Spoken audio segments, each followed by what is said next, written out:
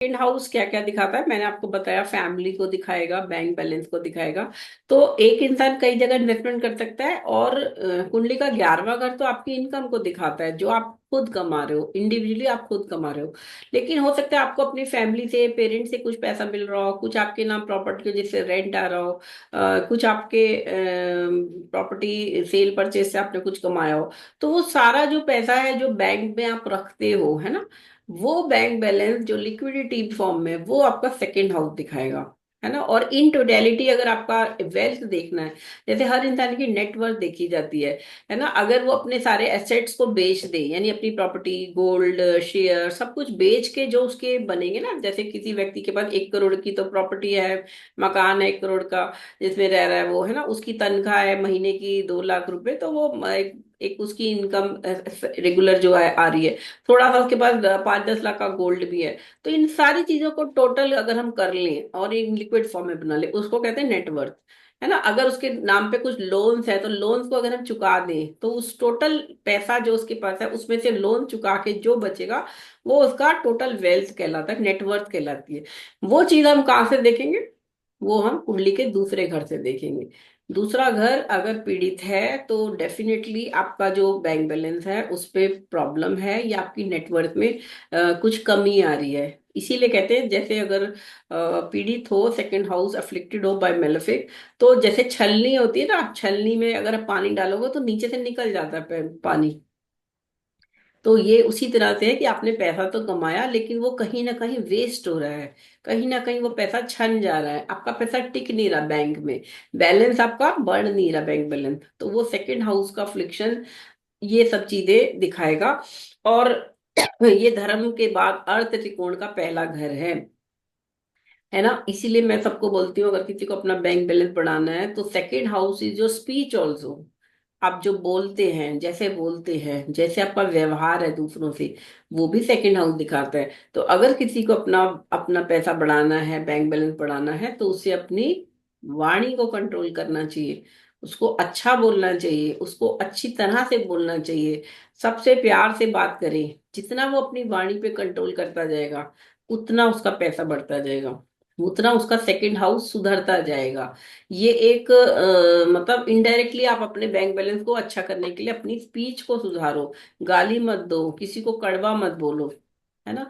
आपके परिवार के लोगों के साथ व्यवहार अच्छा करो, फैमिली को अच्छे से रखो, तो आपका बैंक बैलेंस ऑटोमेटिक बढ़ेगा। और ये इस तरह से भी है कि घर में कला नहीं होगी, शांति होगी, तो डेफिनेटली आप फोकस कर पाओगे अच्छी तरह से चीजों पे, और फिर आपका बैंक बैलेंस भी बढ़ेगा। जैसे बॉडी में फिजिकल हमने हेड देखा था पहले घर से, अब सेकंड हाउस क्या है, आपका फेस को दिखाता है। और फेस पे क्या क्या होता है, आपके टीथ भी है, माउथ भी है, आईज भी है ना, नोज भी है। ये सारी चीजें जो इन टोटलिटी फेस को भी दिखाएगा सेकंड हाउस। अगर किसी की फेशियल सर्जरी होनी है, कई बार किसी को फेशियल पैरालिसिस हो जाता है, उस केस में सेकंड हाउस पे अफ्लिक्शन जरूर उसकी कुंडली में होगा। और ऐसी दशा अगर उस ग्रह की आ जाती है, तो ऐसी चीजें होने के चांसेस बहुत ज्यादा बढ़ जाते हैं। इवन लोग जो रूट कैनाल ट्रीटमेंट कराते हैं, दांतों का ट्रीटमेंट, है ना, तो ऐसा नहीं कि सिर्फ एक घर से हम बता देंगे। हमारी कुंडली में 3 चीजों से हम कोई भी इवेंट बताते हैं, उसे कहते हैं भाव, भावेश और कारक। यानी जो भाव है, जैसे सेकंड हाउस एक भाव है, उस भाव को, उस घर को देखो वो कैसा है। अगर वो पीड़ित है तो कमी है। भावेश मतलब उसका स्वामी, सेकंड हाउस का स्वामी कौन है, सेकंड लॉर्ड, वो कैसा है। अगर वो पोटेंट है तो यानी कि इतनी प्रॉब्लम नहीं है। और तीसरा है कारक, उस घर का भी एक कारक ग्रह होता है ना। सेकंड हाउस का कारक ग्रह जैसे जुपिटर है धन के लिए, तो अगर जुपिटर भी पीड़ित है, तीनों पीड़ित हैं, भाव भावेश कारक, तो डेफिनेटली उसका बैंक बैलेंस तो कभी बढ़ नहीं सकता। लेकिन तीनों में से कोई एक पीड़ित है, बाकी दो ठीक है, तो वो अच्छे लेवल पे बढ़ेगा।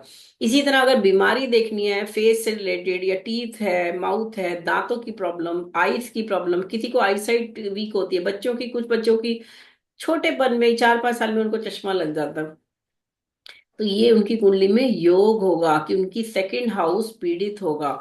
और आइज का टोटल, तो आइज के लिए हम सेकंड हाउस देखेंगे, उसके साथ स्पेसिफिकली राइट आई के लिए हम सेकंड हाउस को देखेंगे, लेफ्ट आई के लिए हम 12th हाउस को देखेंगे। जो लगन से पीछे का घर है वो 12th हाउस है, वहां से हम लेफ्ट आई, और राइट आई कहाँ से देखेंगे, सेकंड हाउस। इसी तरह ईयर्स के लिए भी, क्योंकि फेस के साथ जुड़े हुए हैं ना ईयर्स भी। तो राइट ईयर हम सेकंड हाउस से देखेंगे, लेफ्ट ईयर हम 12th हाउस से देखेंगे। तो ये इनसे संबंधित जब मेडिकल एस्ट्रोलॉजी आती है, यानी कि किसी को इनसे संबंधित प्रॉब्लम आ रही है, किसी को आई की सर्जरी करानी है, किसी को ईयर की सर्जरी करानी है, वहां पे भी हम सेकंड हाउस, सेकंड लॉर्ड और फिर उससे संबंधित कारक को देखेंगे। ठीक है, कोई क्वेश्चन अभी इस पे चारू मैडम? No ma'am. नौ यम नियम, सेकंड मैंने आपको पतंजलि अष्टांग योग का नियम है। सेकंड नियम यानी हैबिट्स, संस्कार। अगर किसी व्यक्ति का सेकंड हाउस पीड़ित है, अफ्लिक्टेड है, तो ऐसा व्यक्ति बहुत ज्यादा डिसिप्लिन में नहीं रह सकता, उसकी हैबिट बहुत अच्छी तो नहीं हो सकती। ठीक है, वो मॉडरेटली कंट्रोल करके ठीक कर लेगा, बट अगर आप बोलो कि वो बहुत पंक्चुअल हो जाए, तो वो पंक्चुअल नहीं हो सकता बहुत। या वो बहुत अच्छे से बिल्कुल अच्छा अच्छा बोले सबसे, तो वो बहुत अच्छा नहीं बोल सकता, क्योंकि सेकंड हाउस अफ्लिक्टेड में है। हैबिट्स भी है सेकंड हाउस, उसकी हैबिट्स कैसी हैं, हम्म, उसके संस्कार कैसे हैं, क्या उसकी फैमिली में उसको अपब्रिंगिंग अच्छी मिली है, या वहां कुछ कमी है। और किसी घर को अच्छे से देखने के लिए क्या क्या क्राइटेरिया है, कि अगर उस घर का स्वामी, यानी उस घर में जो राशि बैठी है उसका जो स्वामी लॉर्ड है, अगर वो उस घर को देखता है, तो वो उसको काफी हद तक प्रोटेक्ट करेगा। है ना, जैसे आप अपने घर से बाहर हो, लेकिन आप अपने घर को देख रहे हो, तो कोई आके नुकसान तो नहीं पहुंचा सकता ना आपके रहते हुए, कि आप खड़े होके देख रहे हो तो आपके घर में ऐसे थोड़ी ना चोर घुस जाएगा।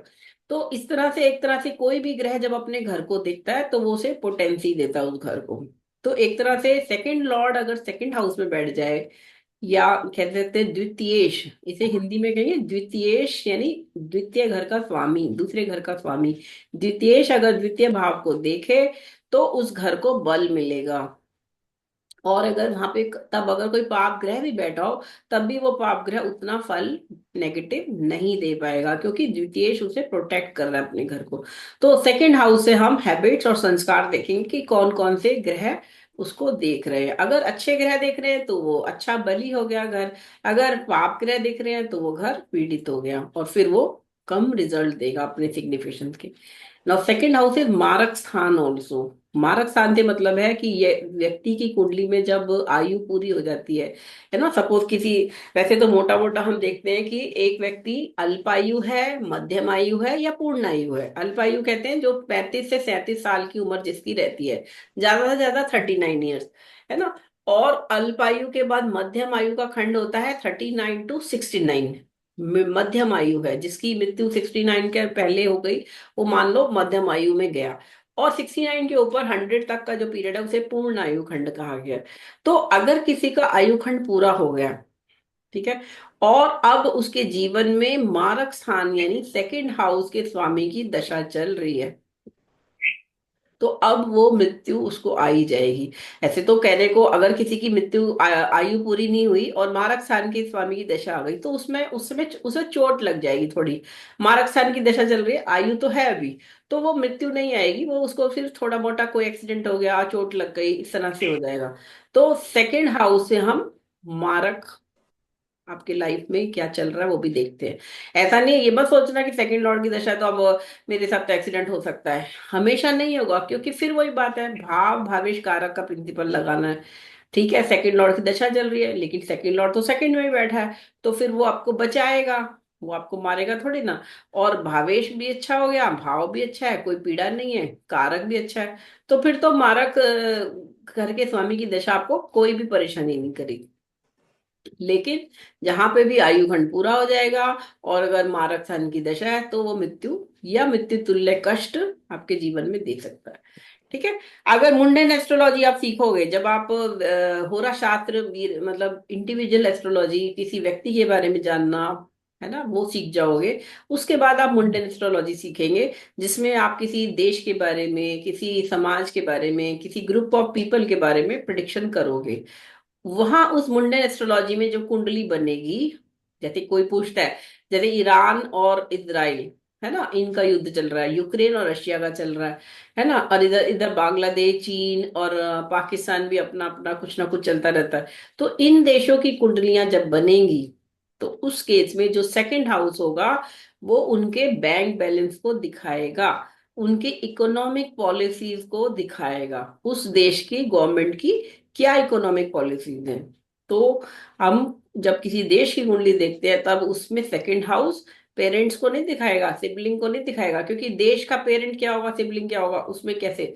तो वहां पे हमें ये इसको लेना है, बैंक और ट्रेजरी से संबंधित इकोनॉमिक पॉलिसी। ठीक है, पतंजलि अष्टांग योग में मैंने आपको बता ही दिया, नियम को दिखाएगा कि नियम कौन कितना फॉलो करता है। थर्ड हाउस जो है, थर्ड हाउस कुंडली में दिखाता है आपके यंगर सिबलिंग्स को, आपके आर्म्स को दिखाएगा, बॉडी पार्ट में थ्रोट को दिखाएगा, शोल्डर्स को दिखाएगा, और आपके पूरे नर्वस सिस्टम को भी दिखाएगा। तो अगर किसी की बीमारी देखनी हो, और अगर थर्ड हाउस में नीच का प्लैनेट बैठा है, या थर्ड हाउस का पे कोई मैलेफिक एस्पेक्ट है, एट से संबंध आ रहा है, तो लॉन्ग टर्म एलिमेंट जो कि थ्रोट से संबंधित हो सकती है, जैसे थायराइड है, या गले से संबंधित और दूसरी जो भी एलिमेंट्स है हो सकती हैं। थर्ड और सिक्स का संबंध भी बीमारी से संबंध दिखाएगा, आपके बॉडी पार्ट में आपके शोल्डर्स, हैंड्स और थ्रोट और आर्म्स को दिखाएगा। इसी तरह थर्ड हाउस जो है वो नेबर्स को दिखाता है, आपके असिस्टेंट जो आपके घर में जो काम करने वाले स्टाफ है, सपोर्टिंग स्टाफ, उसको दिखाएगा। थर्ड हाउस से हम शॉर्ट ट्रैवल भी देखते हैं, जैसे 2 या 3 दिन की यात्रा। कई लोगों की कुंडली में थर्ड लॉर्ड इन थर्ड हो, या थर्ड लॉर्ड थर्ड से देख रहा है नाइन्थ को, या नाइन्थ लॉर्ड भी थर्ड में बैठा है, तो वो यात्राएं दिखाएगा, और विदेश यात्राएं भी हो सकती है उसमें। शॉर्ट ट्रेवल्स के साथ साथ अगर ट्रांसफ़र देखना है और थर्ड लॉर्ड की दशा चल रही हो, तो ट्रांसफ़र बहुत दूर नहीं होगा, आपके घर के पास ही होगा, जिसमें आप ट्रैवल डेली ट्रैवल कर सकते हैं 40-50 किलोमीटर, इस तरह से दिखाएगा थर्ड हाउस। ठीक है, इसके साथ ही थर्ड हाउस से हम आपकी एक्स्ट्रा करिकुलर एक्टिविटीज़, हॉबीज़ को भी देखते हैं, जैसे डांस, सिंगिंग, पेंटिंग। तो अगर थर्ड लॉर्ड अच्छा बैठा है, क्योंकि थर्ड हाउस ब्रेवरी का भी है, इनिशिएटिव का भी घर है, तो वह व्यक्ति बहुत प्रोएक्टिव होगा और ये सब चीज़ों में अच्छा करेगा। एक अच्छे स्पोर्ट्समैन की कुंडली में, एक अच्छे डांसर की कुंडली में थर्ड हाउस, या इवन सिंगर की कुंडली में भी third house, third Lord strong बैठे होंगे, अच्छा शुभ प्रभाव होगा। जर्नलिज्म को भी थर्ड हाउस दिखाता है, क्विक राइटिंग को दिखाता है, और जो लोगों का थर्ड लॉर्ड स्ट्रांग होता है वो जल्दी ही एक अच्छा आर्टिकल लिख सकते हैं। और साथ में थर्ड हाउस कम्युनिकेशन का भी घर है, ट्रांसपोर्ट का घर है, तो इन सब चीज़ों को थर्ड हाउस दिखाएगा। साथ में प्रीचिंग और टीचिंग, जनरली जो गुरु हैं, जो भी धर्म गुरु हैं, इनकी कुंडली में भी, और मंदिर का जो पुजारी है उसकी कुंडली में भी थर्ड हाउस पे शुभ ग्रहों का प्रभाव होगा। जुपिटर का संबंध थर्ड हाउस से जब आता है, तो ऐसा व्यक्ति मंदिर का पुजारी होता है, या पूजा करने वाला होता है, पूजा या ये ना धार्मिक अनुष्ठान करने वाला। आर्मी चीफ को भी दिखाएगा कुंडली में, किसी भी कंट्री की कुंडली में। और पतंजलि अष्टांग योग में आसन को दिखाता है, क्योंकि जैसे डिफरेंट आसन लगाए जाते हैं, सिद्धासन, पद्मासन और सिंहासन, ये सब आसन जो है ये दिखाते हैं कि एक्टिविटी है ना, फिजिकल एक्टिविटी कैसे है कनेक्टेड, तो उन सब चीज़ों को ये दिखाएगा। भद्रासन है, सारा ब्रेवरी से संबंधित, इसलिए थर्ड हाउस कहलाएगा। साथ ही काम त्रिकोण का ये पहला घर है। फोर्थ हाउस में सबसे पहले सिग्निफिकेशन आती है मदर का घर है, हैप्पीनेस का घर है, ये जो सुख शान है, आपका अपना रेसिडेंस का घर है फोर्थ हाउस। और बॉडी पार्ट में देखेंगे तो ये चेस्ट को दिखाएगा, आपके लंग्स, जो भी आपका लंग्स और हार्ट है, ये जो भी हमारा गले के नीचे का हिस्सा जो है, वो सारे बॉडी पार्ट्स, उसमें रिब्स भी आ गई, विंड एंड फूड पाइप आ जाएंगे, इन सबको दिखाएगा। साथ ही कुछ लोग, कुछ एस्ट्रोलॉजर अपर बैकबोन को भी इसमें लेते हैं। ठीक है, तो कई बार फोर्थ हाउस में पेलेफिक प्लैनेट बैठे होते हैं, या कोई पाप ग्रह अगर चतुर्थ भाव में बैठ गया है, तो जनरली ऐसे व्यक्ति को बैक एक की प्रॉब्लम भी हो सकती है, अपर बैकबोन, अपर बैक की, और उसके लंग्स और लंग्स इन्फेक्शन हो सकता है। अगर वाटरी प्लैनेट बैठा है, चंद्रमा या शुक्र बैठ गया, पीड़ित होकर चतुर्थ भाव में बैठ गया, तो उसको अस्थमा की प्रॉब्लम, लंग्स में इन्फेक्शन संबंधित, चेस्ट संबंधित कोई भी प्रॉब्लम हो सकती है। उसी तरह अगर शनि और सूर्य की युति हो जाए, या वो चतुर्थ भाव को ये ग्रह देखें, तो ऐसे केस में ऐसे व्यक्ति को ब्लड प्रेशर की प्रॉब्लम भी हो सकती है। चौथा घर आपका रेसिडेंस को दिखाता है, लैंडेड प्रॉपर्टी, इमूवेबल प्रॉपर्टी को दिखाता है, व्हीकल को भी चौथा घर दिखाता है। साथ ही जो हमारी बेसिक एकेडमिक एजुकेशन है, जो मे बी शायद आप स्कूलिंग तक, 10th क्लास तक ऐसे ले सकते हैं, वो हमारा, या स्कूलिंग 12th तक भी मान लीजिए, वो हमारा फोर्थ हाउस दिखाएगा। मोक्ष त्रिकोण का ये पहला भाव है और इसीलिए स्पिरिचुअलिज्म से भी इसे जोड़ा गया। अगर शुभ प्रभाव है तो ऐसा व्यक्ति काफ़ी प्रोग्रेस कर सकता है स्पिरिचुअलिज्म में। पतंजलि अष्टांग योग में प्राणायाम को दिखाता है। प्राणायाम में जैसे कि हम अपने सांस को कंट्रोल करते हैं कंट्रोल मैनर में कॉन्शियसली, वैसे ही इसीलिए सांस से संबंध फोर्थ हाउस का आता है और इसीलिए लंग्स और हमारा जो रेस्पिरेटरी सिस्टम है उसको फोर्थ हाउस सिग्निफाई करेगा। चतुर्थ भाव जो कुंडली का है वो डिफेंस फोर्सेस को दिखाएगा एक कंट्री की कुंडली में, और इवन एग्रीकल्चर लैंड को भी दिखाएगा फोर्थ हाउस, फार्मर्स को भी दिखाएगा। इंडियन एस्ट्रोलॉजी में हम इन चीज़ों को देखते हैं। और इवन डोमेस्टिक इश्यूज अगर नेबरिंग कंट्री से देखें तो भी हम फोर्थ हाउस को देखते हैं। साथ ही हमारा जो अगर गृह युद्ध देखना है तब भी कुंडली में चतुर्थ भाव अगर पीड़ित है और उसकी दशा चल रही है तो ऐसे समय में उस देश की कुंडली में गृह युद्ध हो सकता है। Secret life and secret affairs को भी ये चतुर्थ भाव दिखाएगा। तो अब हम चलते हैं पंचम भाव पे। पंचम भाव जो है वो शिक्षा का घर है सबसे पहले, और फिर इंटेलिजेंस और कॉम्प्रिहेंशन, कोई बच्चा कितना समझदार है, कितना इंटेलिजेंट है, कितना बुद्धिमान है, ये सब पंचम भाव से हम देखेंगे। मंत्र तंत्र यंत्र का भी पंचम भाव घर है। और अगर हम देखें तो ये हमारा पूर्व कर्मा का भी घर है। कई लोग उसे पूर्व पुण्य कहते हैं, कोई लोग पूर्व कर्मा कहेंगे, क्योंकि अच्छे बुरे सभी कर्मों का पूर्व पिछले जन्मों के कर्मों का फल आप पंचम भाव से देख सकते हैं। पंचम से हम संतान देखते हैं, चिल्ड्रन देखते हैं। इनफैक्ट फर्स्ट चाइल्ड को हम फिफ्थ हाउस से ही देखते हैं। पंचम भाव आपका लव अफेयर्स का भी घर है। अपर एब्डोमेन को भी ये दिखाता है। बॉडी पार्ट में देखेंगे तो जो भी नेवल एरिया है, यूट्रस को दिखाएगा वुमेन में, और प्रोस्टेट को मेन में दिखाएगा। साथ ही लॉटरी सट्टा जो लोग खेलते हैं, शेयर्स करते हैं, वो सब बिजनेस को भी पंचम भाव से ही देखा जाता है। एक राजा बनने के लिए या एक मिनिस्टर बनने के लिए राजयोग जो है वह पंचम से ही देखे जाते हैं। पंचम अगर स्ट्रांग हो, क्योंकि पंचम एक लक्ष्मी स्थान है, और वहाँ पे अगर केंद्र का स्वामी यानी विष्णु स्थान का स्वामी बैठ जाए तो राजयोग बनता है। और इसी तरह कई तरह के राजयोग पंचम भाव से बनते हैं। आपके मॉरल्स को भी पंचम भाव दिखाएगा, क्योंकि आपके संस्कार जो आप कैरी कर रहे हैं पिछले जन्मों से, वो पंचम भाव से हम देखेंगे। पतंजलि अष्टांग योग में प्रत्याहार को दिखाता है, यानी कि अपने को बाहरी अनुभवों से दूर कर अंदर की तरफ सिमटना, है ना, तो प्रत्याहार को दिखाएगा। और इसीलिए ये मंत्र तंत्र यंत्र से जुड़ा है। धर्म त्रिकोण का ये दूसरा भाव है, और केंद्र पहला पांचवा नवम भाव का संबंध आता है अगर कोई स्पिरिचुअलिज्म में अच्छा प्रोग्रेस करना चाहता है। अब हम छठे घर पे चलेंगे।